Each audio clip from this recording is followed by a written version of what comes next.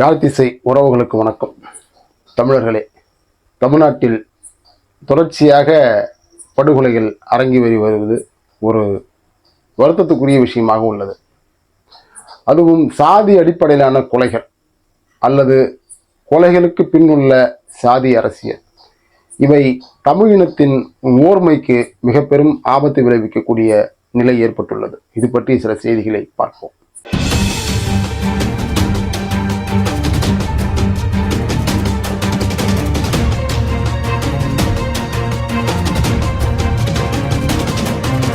தமிழர்களே, 2-3 நாட்களுக்கு முன்பு நெல்லையில் பட்டப்பகலில் தீபக் ராஜா பாண்டியன் என்ற ஒரு இளைஞர் படுகொலை செய்யப்பட்டுள்ளார். அவரது படுகொலையை பொறுத்தவரையில் முதலில் அவர் கொலை செய்யப்பட்ட அந்த நாட்களில் ஓரிரு நாட்களில் மட்டுமே தமிழ்நாட்டில் 7 படுகொலைகள் நடந்ததாக தகவல் உள்ளன. தமிழகம் முழுக்க 7 படுகொலைகள் ஓரிரு நாட்களில் நடந்ததாக தகவல் உள்ளது. அதில் ஒரு கொலை நெல்லையில் தீபக் ராஜா பாண்டியனுடைய படுகொலை. தீபக் ராஜா என்று சொல்லக்கூடிய அந்த இளைஞனுடைய படுகொலையை பற்றிய செய்திகள் செய்தித்தாள்களே அந்த செய்திகளை பார்க்கும் பொழுது பயங்கரமான ரவுடி, கொடூரமாக வெட்டி கொலை, நெல்லையை கலக்கிய ரவுடி, கொடூரமாக பட்டப்பகலில் வெட்டி கொலை, இப்படியாக அவர் ஏதோ பெரிய ரவுடி போலவும், அவரை கொலை செய்தவர்கள் அவர் ரவுடி என்பதனால் இவர்கள் கொலை செய்தார் என்பதை போன்ற தோற்றத்தையும் உருவாக்கி சமூக ஊடகங்களாக இருக்கட்டும், செய்தித்தாள்களாக இருக்கட்டும், அல்லது தொலைக்காட்சி வாயிலாக கூட இந்த கொலையை பற்றிய செய்திகளை அதிகப்படுத்தியதன் மூலமாக மற்ற கொலைகளை பற்றிய செய்திகளையும் அதன் பின்னுள்ள காரணிகளையும் மூடி மறைத்து விட்டனர். சரி, அந்த நெல்லை படுகொலைக்கு வருவோம். தீபக் ராஜா பாண்டியன் மிகப்பெரிய ரவுடி, மிகப்பெரிய கொடூரமான கொலைக்காரர், நெல்லையை மிரட்டியவர், நெல்லையின் மிகப்பெரிய தாதா வளம் வந்தவர்லாம் செய்தி சொல்றாங்க இல்லையா? அவர் மேல் உள்ள வழக்குகள். பசுபதி பாண்டியன் படுகொலைக்கு பிறகு சுபாஷ் பண்ணையாருடைய ஒரு தோட்டத்தில் ஒரு பசுபதி பாண்டியனுடைய ஆதரவாளர்கள் கும்பலாக சென்று வெடிகுண்டு வீசி 2 பேர் கொலை செய்யப்பட்டார்கள். அதிலே கைது செய்யப்பட்டவர்கள் தீபக் ராஜா பாண்டியன் ஒருவர். அடுத்ததாக முத்துமோனோ என்பவர் அதே வாகைக்குளம் பகுதியை சேர்ந்தவர், திருநெல்வேலி மாவட்டத்தை சேர்ந்த வாகைக்குளம் பகுதியை சேர்ந்தவர் தான் முத்துமோனோ. தீபக் ராஜா பாண்டியனும் அதே வாகைக்குளம் பகுதியை சேர்ந்தவர் தான். இவர்கள் 2 பேர் மீதும் சில வழக்குகள் உள்ளதாக சொல்கிறார்கள். அதில் முத்துமோனோ 2 ஆண்டுகளுக்கு முன்பு ஒரு வழக்கிலே கைது செய்யப்பட்டு பாளையங்கோட்டை சிறையில் அடைக்கப்பட்ட ஒரு சில மணி நேரங்களிலேயே கொடூரமாக அடித்து கொலை செய்யப்பட்டார். அவரை அடித்து கொன்றது ஒரு குறிப்பிட்ட சமூக பின்னணியை சார்ந்த கைதிகள் தான். அதற்கு பிறகு ஒரு கான்ட்ராக்டர் கண்ணன் என்று சொல்லக்கூடிய ஒருவருடைய படுகொலையில் இவருடைய தொடர்பு இருக்கிறது என்று சொல்லப்படுகிறது. இப்படி ஒரு சில கொலை செய்திகளை சொல்கிறார்கள். இந்த சில சம்பவங்களை தவிர்த்து அவர் மீது வேற என்ன கொலை வழக்குகள் உள்ளன என்பதெல்லாம் நமக்கு தெரியவில்லை. ஆனால் இந்த சில செய்திகளை வைத்து மட்டுமே நெல்லையில் மிகப்பெரிய ரவுடி, மிகப்பெரிய தாதா என்று சொன்னால், தூத்துக்குடி நெல்லை மாவட்டங்களை பொறுத்தவரையில் இன்றல்ல நேற்றல்ல, தொடர்ச்சியாகவே ஒரு 25-30 ஆண்டுகளுக்கு மேலாகவே தொடர்ச்சியாக படுகொலைகள் நடக்கக்கூடிய ஒரு மாவட்டம், சாதிய படுகொலைகள் அதிகமாக நடக்கக்கூடிய மாவட்டம். அந்த பகுதிகளுக்கு தீபக் ராஜா பாண்டியன் போன்றவர்கள்லாம் பெரிய தாதா என்றோ பெரிய ஒரு ரவுடி என்றோ சொல்லக்கூடிய அளவுக்கெல்லாம் இல்லை. ஆனால் இவரை மிகைப்படுத்துவதன் மூலமாக அவரது படுகொலையை நியாயப்படுத்தக்கூடிய விஷயத்தை செய்கிறார். அவர் யாரை செய்திருந்தாலும் தவறு, அவர் கொல்லப்பட்டதும் தவறு. கொலைக்கு சாதி மத வேறுபாடுகள் ஏற்றது. யார் கத்தி எடுத்தாலும் கத்தியால் தான் அவர்களுடைய என்பது இயங்கியல் விதி. அதனால் இவர் கொலை செய்திருந்தாலும் தவறு, இவரை கொண்டதும் தவறு. ஆனால் கொலை உண்ட அந்த கொலையாளை பற்றிய பிம்பத்தை உருவாக்குவதற்கு பின்னுள்ள அரசியல் என்ன? இதுதான் நமக்கு இப்பொழுது முக்கியமான கேள்வி. இந்த தீபக் ராஜா பாண்டியனுடைய சில பேச்சுக்கள் சமூக ஊடகங்கள் உலா வருகிறது. அதில் தேவேந்திர குல வேளாளர் சமயத்தை சேர்ந்த இளைஞர்கள் 10ஆம் வகுப்புக்கு மேல படிக்கவே மாட்டேங்கிறாங்க. 10ஆம் வகுப்புக்கு மேல நீங்க படிக்கணும், பட்டப்படிப்பு படிங்க, சட்டக்கல்லூரிக்கு போங்க, கல்வி ரொம்ப முக்கியம். என்னை பின்பற்றக்கூடியவர்கள், நாங்களாம் ஒரு சமுதாயத்துக்கு ஒரு பிரச்சனை வந்தாதான் நாங்கள் களத்தில் இறங்குறோம். என்னை பின்பற்றக்கூடியவர்கள் மது போதை போன்ற பழக்கங்களுக்கு உட்படாதீங்க. நல்ல இளைஞர்களாக வளர்ந்துவாங்கன்னு சொல்கிறாங்க. இப்போ இப்படியான செய்திகளும் சமூக ஊடகங்கள் வருது. அப்போ இது போன்ற நல்ல சிந்தனை உள்ள இளைஞர்கள்லாம் ஏன் இந்த மாதிரியான ஒரு ஆயுத பாதையை தேர்ந்தெடுத்து ஒரு கொலை போன்ற சம்பவங்களில் ஈடுபடுகிறார்கள் என்ற கேள்வி நமக்கு உருவாகுது. அது மட்டும் இல்லாமல் தூத்துக்குடி, திருநெல்வேலி போன்ற மாவட்டங்கள் ஒரு முக்கோண மோதலை அடிப்படையாக கொண்ட பகுதியில் தொடர்ச்சியாக இருந்துகிட்டு வருது. முக்குளத்தோர், நாடார் சமூகம் மற்றும் தேவேந்திர குல வேளாளர் சமூகம் என்போர் இந்த 3 தரப்புக்குள் நடக்கக்கூடிய கொலைகள் என்பது தொடர்ச்சியாக மாறி மாறி மாறி மாறி வருது. அப்போ அப்படியான சூழல் தீபக் ராஜா பாண்டியன் போன்றவர்கள் ஏன் இது போன்ற வழித்தடத்தை தேர்ந்தெடுத்தார்? பசுபதி பாண்டியனுடைய ஆதரவாளர்கள் அரசியல் களத்திலே இருக்கிறாங்க. ஏன் இவர்கள் இது போன்ற வழித்தடத்தை தேர்ந்தெடுத்தார்கள் அல்லது இந்த வழித்தடத்திற்குள் தள்ளப்பட்டார்களா என்று கேள்வி நமக்கு இயல்பாகவே எழுகிறது. தொடர்ச்சியாகவே தென் மாவட்டத்தில் பல படுகொலை நடந்தாலும் கூட அதிலே ஒரு வகையில் அரசு எந்திரத்தினாலும் அரச ஒடுக்குமுறையினாலும் பாதிக்கப்படக்கூடிய இடத்தில் தேவேந்திர குல வேளாளர்கள் ஒரு குறிப்பிட்ட இடத்தில் உள்ளார்கள். அவர்கள் மீதான ஒடுக்குமுறை என்பது இந்த அரசு எந்திரங்கள் துள்ளி குதித்து கொண்டு செய்வதை நாம் பார்க்கும் பொழுது நமக்கு ஒரு பாகுபாடு, அரசுக்கு இந்த சமூகத்தின் மீதும் இந்த சமூகத்தின் மக்கள் மீதுமான பாகுபாடு நமக்கு இயல்பாகவே தெரிகிறது. குறிப்பாக திமுக ஆட்சிக்கு வந்த பிறகு தமிழ்நாட்டில் பட்டியல் சமூக மக்கள் மீதான தாக்குதல்களும் பட்டியல் சமூகத்தின் மீதான கொடுமைகளும் அதிகரித்திருக்கிறதா ஒரு தகவல் வருது. இதை பற்றி திமுக கூட்டணியில் உள்ள பட்டியல் சமூக தலைவர்கள் நாங்கள் அத்துமீறுவோம், அடங்க மறுப்போம்லாம் பேசுவாங்க. அதையெல்லாம் பேசுவது கிடையாது. போன மாதம் 7 படுகொலை நடந்ததுன்னு சொன்னாங்க. லாக்அப் டெத்து 7 கொலை நடந்தது. அதில் 3 பேர் பட்டியல் சமூகத்தை சேர்ந்தவர்னு ஒரு தகவல் இருக்குது. அதில் குறிப்பாக விழுப்புரம் பகுதியில் ஒரு பட்டியல் சமூகத்தை சேர்ந்த டாஸ்மாகில் வேலை செய்த ஒருத்தர் கூப்பிட்டு போகிறாங்க, ஒரு வழக்கு விசாரணைக்காக கூப்பிட்டு போகிறாங்க. அவர் மேலே சந்தேகம் இருக்குது காவல்துறைக்கு. அடித்து மாரில் பூசுகளால் உதச்சி அதுக்கு பிறகு அவரை மருத்துவமனைக்கு கொண்டு போகணும், உடம்பு முடியலன்னு சொல்கிறாரு. மருத்துவமனைக்கு கொண்டு போகிறாங்க. அவங்க மனைவிக்கிட்ட அவர் சொல்கிறார், காவல்துறையினை இப்படிலாம் சித்திரவதை பண்ணிச்சுன்னு சொல்லி. ஆனால் போகிற வழியிலே இறந்துடுறார். மருத்துவமனைக்கு கொண்டு போவதும் தாமதப்படுத்திட்டு இறந்துடுறார். இறந்த உடலை அவரது குடும்பத்தவர்கள் அடக்கம் செய்த பிறகு பல்வேறு தகவல்கள் உயர்நீதிமன்றத்தில் வழக்கு போட்டு இப்போ உயர்நீதிமன்றம் இது குறித்து என்ன விசாரணை எடுத்தீங்க, என்ன நடவடிக்கை எடுத்தீங்கன்னு கேள்வி கேட்டு அந்த உடலை மறுபடியும் தோண்டி மறுபரிசோதனை செய்வதற்காக உடல் பரிசோதனை செய்வதற்காக போஸ்ட்மார்ட்டம் செய்வதற்காக ஒரு உத்தரவு பிறப்பிச்சிருக்கிறாங்க.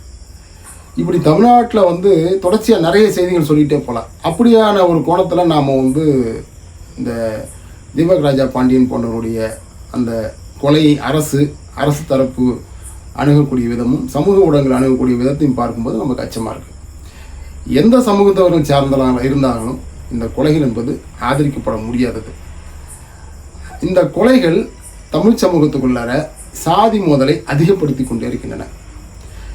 இந்த சாதி மோதல் இது போன்ற கூர்மையான கொலைகள் மூலமாக என்ன நடக்குதுன்னு சொன்னால், ஒரு வன்மம் ஒவ்வொரு சாதிக்கும் இன்னொரு சாதி மேலே வன்மம் உருவாகிட்டே இருக்குது. குறிப்பாக சில மாதங்களுக்கு முன்பு தான் ராமர் பாண்டியன் அப்படிங்கிறவர் கொலை செய்யப்பட்டார். இந்த ராமர் பாண்டியன் முக்குளத்தோர் சமுதாயத்தினுடைய அந்த தேவர் குரு பூஜைக்கு சென்ற சில பேர் மீது பெட்ரோல் கொண்டு வீசப்பட்டதாக அவர் மேலே வழக்கு இருக்குது.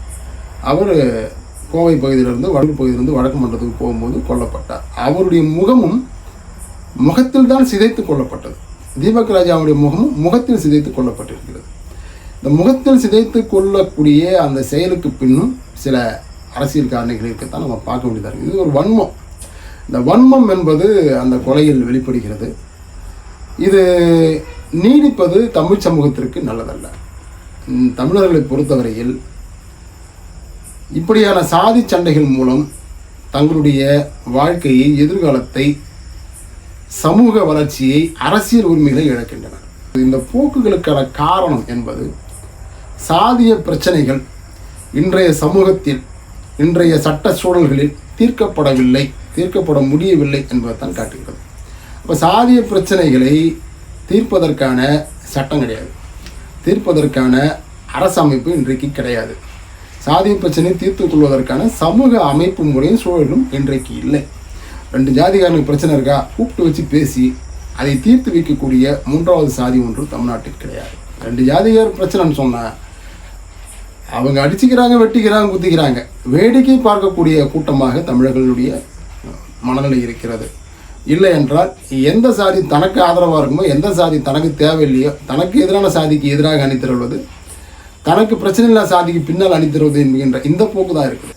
சமூகத்தில் பாதிக்கப்படக்கூடிய பட்டியல் சமூகத்தவர்கள் கொலை செய்யப்பட்டால் நாம் முதல்ல அதை நம்ம கண்டிக்கிறோம், அதை எதிர்க்கிறோம். ஆனால் பட்டியல் சமூகத்தவர்கள் நியாயத்தை மீறி மற்றவர்களை கொலை செய்தாலும் கண்டிக்கப்பட வேண்டும். அதனால் இந்த அரசியல் சிக்கல்கள் இன்றைக்கு என்னவா மாறி இருக்குன்னா, சாதிய பிரச்சனைகளை எதிர்கொள்வதற்கும், சாதிய பிரச்சனைகளை பேசி தீர்த்து கொள்வதற்கும், சாதிய பிரச்சனைகளை அணுகுவதற்குமான அரசியல் அமைப்பு இல்லை என்கின்ற சூழலை உருவாக்கி இருக்கிறது. அப்போ இருக்கின்ற சாதி அமைப்புலாம் எதுக்குன்னு கேட்குறீங்களா? எல்லா சாதி அமைப்புகளும் பிழைப்புவாதத்திற்கு தான் இருக்கிறது. அது எந்த சாதி அமைப்பாக இருந்தாலும் சரி, எல்லா சாதி அமைப்புகளும் சொந்த சாதி மக்களை சுரண்டுவது, சொந்த சாதி மக்களை தங்களுடைய சாதி நலன்களுக்கு அடகு வைப்பது, சொந்த சாதி மக்களை பிற சாதி மக்களுக்காக எதிராக திருப்பி விட்டு அரசியல் ஆதாயம் அடையுது. இப்படித்தான் எல்லா சாதி அமைப்புகளும் இருக்குது. விதிவிலக்காக ஒரு சில அமைப்புகள் இருக்கலாம். அவர்கள் ஒரு இடதுசாரி கண்ணோட்டத்தோட, ஒரு மார்க்சிய அடிப்படையில் செயல்படக்கூடிய சில அமைப்புகளாக அந்த கண்ணோட்டத்தில் இருந்தாங்கன்னா அவர்கள் சாதிய பிரச்சனைகளை உட்கார்ந்து பேசக்கூடிய இடத்துல இருக்கிறாங்க. இன்றைக்கு அப்படியான அமைப்புகளும் பெருசாக இல்லை. அப்போது இந்த அமைப்புகள் உருவாகவில்லை. ஒரு காலத்தில் கீழ்வெண்மணியில் 43 பட்டியல் சமூகத்து சகோதரர்கள் கொல்லப்பட்டார்கள். அந்த கொல்லப்பட்டதை பெரிய அளவில் ஒரு பெரிய செய்தியாக மாறின அந்த சூழலில் கோபாலகிருஷ்ணன் நாயுடு விடுதலை செய்யப்படுகிறார். அந்த கோபாலகிருஷ்ணன் நாயுடுவை அமுல்ராஜ் போன்றவர்கள் 43 குண்டுகளாக வெட்டி கொலை செய்தார்கள் என்பது வரலாறு. இது ஒரு அரசியல் கொலை. அவன் கொல்லப்பட வேண்டியவன் என்பது மக்கள் மன்றத்தில் கொடுக்கப்பட்ட தீர்ப்பு. அவனுடைய கொலையை எதிர்த்தோ கண்டித்து யாருமே பேச முடியாது. அப்போ அந்த இடத்துல ஒரு அரசியல் ரீதியான பலகட்ட போராட்டங்கள், அரசியல் ரீதியான போராட்டங்களை கடந்து சட்ட ரீதியான போராட்டங்கள், அரசியல் ரீதியான போராட்டங்களும் தோல்வி அடையும் பொழுது ஒரு எதிரி கொல்லப்படுகிறான். அப்போ இந்த அரசியல் படுகொலை என்பது சமூகத்தில் சில படிப்பினைகளை உருவாக்கும். அப்போ அப்படியான சில சம்பவங்களாகவும் இங்கே நடக்குதான்னா இல்லை. இங்கே எல்லாமே சாதிய வன்முறை, சாதி ஆதிக்கத்தை எதிர்த்த வன்முறை என்பதெல்லாம் கூட இன்றைக்கு அரசியலற்ற கோணத்தில் போயிடுச்சு. அப்போ தீபக் போன்றவர்கள்லாம் கூட ஏதோ சந்தர்ப்பவாதத்தினால வழிமாறி பசுபதி பாண்டியன் அவருடைய மரணத்திற்கு பிறகு, படுகொலைக்கு பிறகு பழி வாங்குவது என்ற கோணத்தில் போயிருந்தால் கூட அவர்கள் கூட மீண்டு திரும்ப ஒரு நல்ல பாதைக்கு வாழ முடியுமானா வாழ முடியாது என்கின்ற நிலை இங்கு இருக்கிறது. இது ஒரு ஆபத்தான போக்கு. இந்த தொடர்ச்சியான கொலைகள் தூத்துக்குடி, திருநெல்வேலி மாவட்டத்தில் மட்டும் இல்லை, தமிழகத்திற்கே ஆபத்தான போக்கு. ஒவ்வொரு மாவட்டத்திலையும் தமிழர்கள் தங்களுக்குள்ளார இது போன்று சாதி சண்டை போட்டுக்கொண்டே இருந்தால் தமிழர்களை ஆள்பவர்கள் தமிழ்நாட்டுக்காரர்களாக எப்பொழுதுமே இருக்க முடியாது. தமிழர்கள் காலங்காலமாக சாதி சண்டை போட்டுக்கொண்டே இருக்க வேண்டியது தான். இவர்களை ஆள்வதற்கான தமிழ்நாட்டினுடைய அதிகாரத்தில் தமிழர்களால் ஒருபோதும் வரவே முடியாது. ஏனென்றால் இந்த ஜாதிகாரன் வந்தால் அந்த ஜாதிகாரனுக்கு எனக்கும் பிரச்சனை, அதனால் அவனை நான் ஆள விட மாட்டேன். அந்த ஜாதிகாரன் வந்தால் அவனுக்கு எங்களுக்கும் பிரச்சனை, அதனால் அவனை நாங்கள் ஆள விட மாட்டோம். இப்படித்தான் தமிழ்நாட்டினுடைய அரசியல் போகிறது. ஜெயலலிதா என்று சொல்லக்கூடிய ஒரு கன்னட பார்ப்பத்தியை ஏற்றுக்கொண்ட தமிழ்நாட்டில் மேலவளவு என்கின்ற பகுதியில் ஆதித்தமிழர்கள், பட்டியல் சமூகத்தைச் சேர்ந்த ஆதித்தமிழன் தலைவராக வருவதை ஏற்றுக்கொள்ள முடியவில்லை. அதனால் கொலை நடந்தது. அப்போ என்னன்னா, அதிகாரத்திற்கு வருவதும் அதிகாரம் என்பதும் தமிழர்களை பொறுத்தவரையில் சிக்கலான ஒன்றாக இருக்கிறது. தமிழர்களை பொறுத்தவரையில் அதிகாரம் என்பது வட்டார அதிகாரத்திற்குள் சண்டை போடுகின்ற நிலையில் மட்டும்தான் தமிழர்கள் இருக்கின்றார்கள். என்னுடைய இடத்துல நான் ராஜா, என்னுடைய இடத்துல என் ஜாதி பெருசு, என் ஜாதியையும் என்னையும் மீறி நீ செயல்பட நினைத்தால், அதிகாரம் செய்ய நினைத்தால் நான் விடமாட்டேன். இதுதான் வட்டார அடிப்படையில் தமிழர்களுக்கிடையே இருக்கக்கூடிய அதிகார சண்டையாக இருக்குது. இந்த வட்டார அடிப்படையிலான சண்டை தான் மேலளவில் எப்படி எங்களை இவர்கள் ஒரு ஊராட்சி தலைவராக ஆள முடியும் என்கின்ற கேள்வியை எழுப்பி அவர்களை படுகொலை செய்வதற்கு அந்த சிந்தனை தான் தூண்டியது. ஆனால் ஜெயலலிதா வர்றாங்க, எம்ஜிஆர் வர்றாங்க, தமிழ்நாட்டை ஆள்வதற்கு யார் யாரோ வருகிறார்கள்.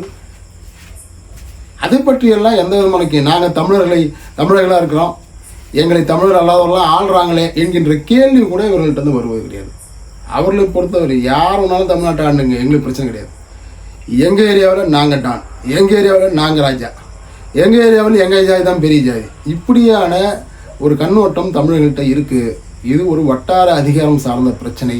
வட்டார அதிகாரம் சார்ந்த பிரச்சனை என்பது சாதி அதிகாரம் சார்ந்த பிரச்சனை. அந்த சாதி அதிகாரம் சார்ந்த பிரச்சனை என்பது ஒவ்வொரு கிராமங்களையும் ஒவ்வொரு நகரங்களையும் குறிப்பிட்ட சாதியினுடைய செல்வாக்கையும் அதிகாரத்தையும் அரசியலையும் பொருளாதார பின்புலத்தையும் நிறுவுவதற்கான சண்டை. அப்படியெல்லாம் உனத்தை நிறுவ முடியுமா என்றால் இல்லை, முடியாது. ஒரு இனத்திற்கான அரசியல், இனத்திற்கான பொருளியல், இனத்திற்கான அதிகாரத்தான் நிறுவ முடியும். இதுதான் இயங்கியல்.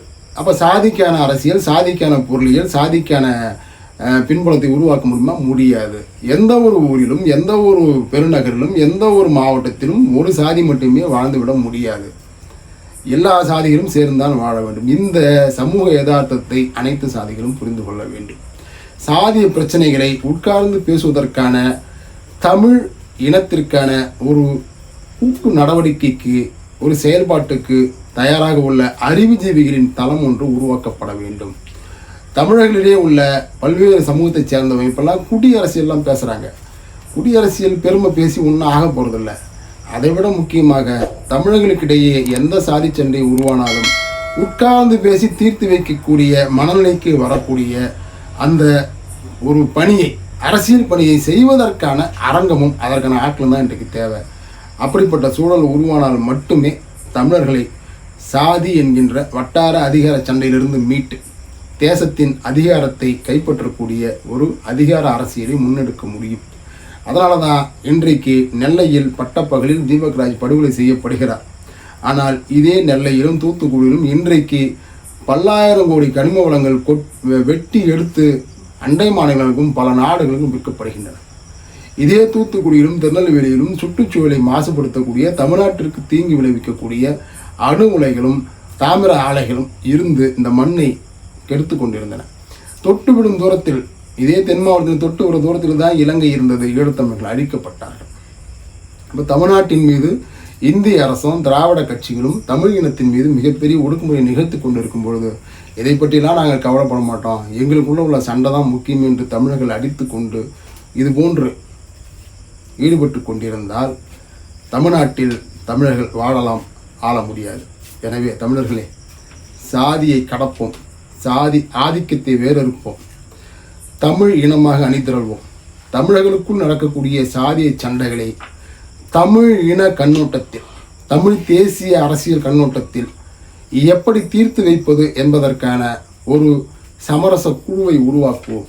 அதுவே இன்றைக்கு முக்கியமான தேவை என்பதை சொல்லிக்கொண்டு, இனி ஒரு கொலை தமிழ்நாட்டில் சாதி அடிப்படையில் நடக்க விடாதபடி தமிழர்கள் சிந்திக்க வேண்டும், செயல்பட வேண்டும் என்று கூறிக்கொண்டு விடைபெறுகிறேன். நன்றி, வணக்கம்.